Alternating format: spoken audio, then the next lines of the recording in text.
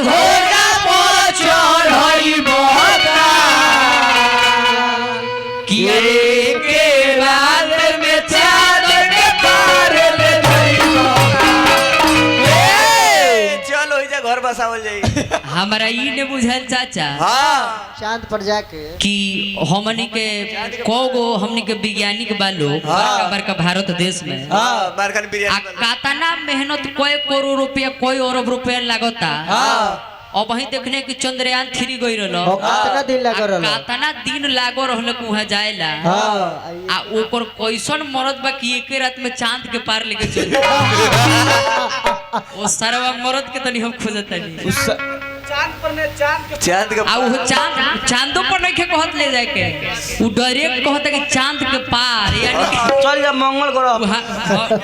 हमारा लागत है कि शंकर भगवान के त्रिशूल पर काशी पर जाके और किना बबुआ लेकिन भाव रही है गणेश जी के दरबार में लेके गए वाह मारो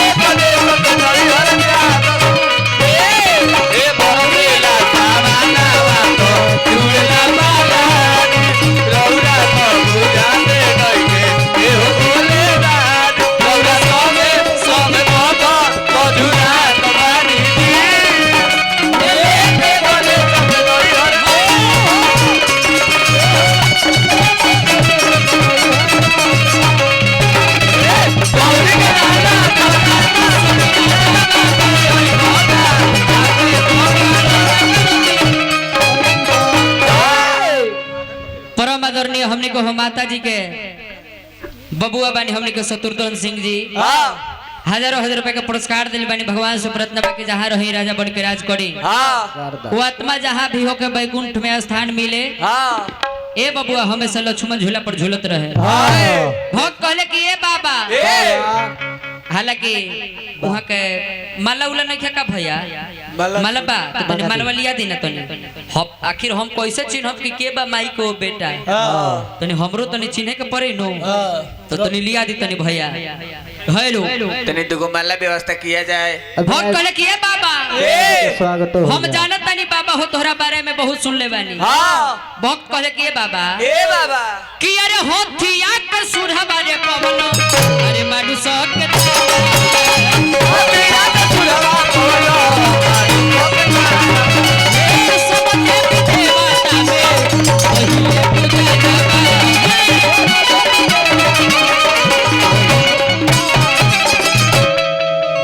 होथिया के सुर पवलो माडू सक तानावा आ सब देवी देवता में पहिले भगवान गणेश में आ कार्तिक जी में बाजी लागल कि जे पहले तीनों त्रिलोक के पता लगा के चलिए पहले सबसे पहले ओकरे प्रथम पूजा हुई गणेश जी सोचले कि रे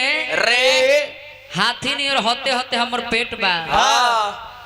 हाथी नहीं और कान बा हाथी के मुंह बा हाँ आखिर हम जाइम तो कैसे जाई हाँ गणेश जी सवारियों करे। देखो तनी कि मुसवे बा हाँ और मुसवा सवारी बा तो होतना दूर कैसे घूमी भाई हाँ। कार्तिक जी के तो मोड़ के सवारी बा उ तुरंते उड़ के चले हैं पता लगावे खातिर हाँ गणेश जी का कोइले दिमाग लगोइले हाँ आखिर गणेश जी के यही से पूजा होला चाचा हाँ गणेश जी दिमाग का लगोइले का 5 भावर अपना बाबुए माई के परिक्रमा कली हले हाँ आ जाके चुपचानी खड़ा हो गइले कार्तिक जी चल गइले पता लगावे खातिर घूमे खातिर हाँ कार्तिक जी जब आइले तो कहले कि गणेश गणेश ना गइल हो का आय कहले कि ना गइल हो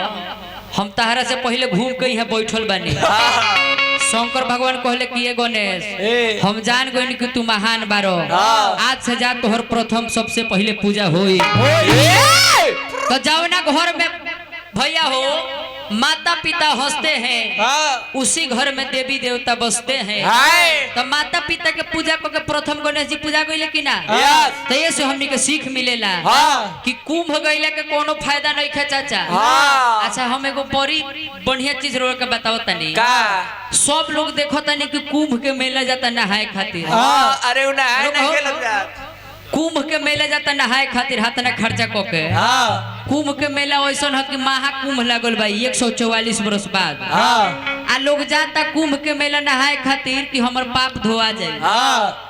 बात सही बनू भैया Yes. सब लोग जाता गंगा जी में स्नान करे खातिर हाँ आ स्नान करे खातिर जाता हाँ। आ जान जाए कि वही जगह से 15-20 रुपए के एगो डिब्बा कीन लेता लोग हाँ। आ नहा लेता लोग हाँ। आ वो डिब्बा में पानी भर के लिया के घरों में छीटता लोग हाँ तो हमनी के जाता नहीं पाप धोवे खातिर तो पानी लिए का फायदा बा घरों में छीट लेके फिर तो आइए गइल बा आ गइल बा कि ना चाचा बड़का बड़का डिब्बा घड़ी जाता बोलोरो में इहो ना पर तनी ध्यान देवे के हो बबुआ ए बबुआ बहुत बहुत जगह लइका कहले कि ए बाबा ए बोलोरो में गइल डिब्बा ला दे गलत बात बाबा हालांकि हम बात तोहर ठीक बा हालांकि कुंभ ना नहीं खेलत जात जाता लोग मोनालिसा के एगो और बात बा चाचा हाँ कुंभवा के मेला में एगो और चीज देखे के मिलल हो का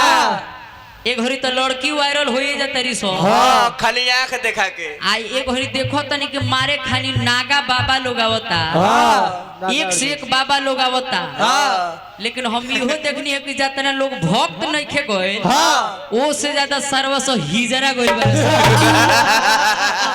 वो मेरे को रघु करनी का कि भाई गोजब हाल बा भाई ए सड़क के कहे के बड़े वाह भाई वाह वाह वाह वाह कि अरे होथिया के सुर हरे पवन मनुष्य के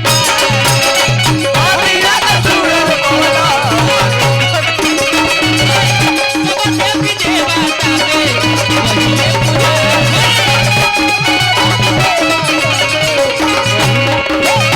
यही जगह कि अरे एको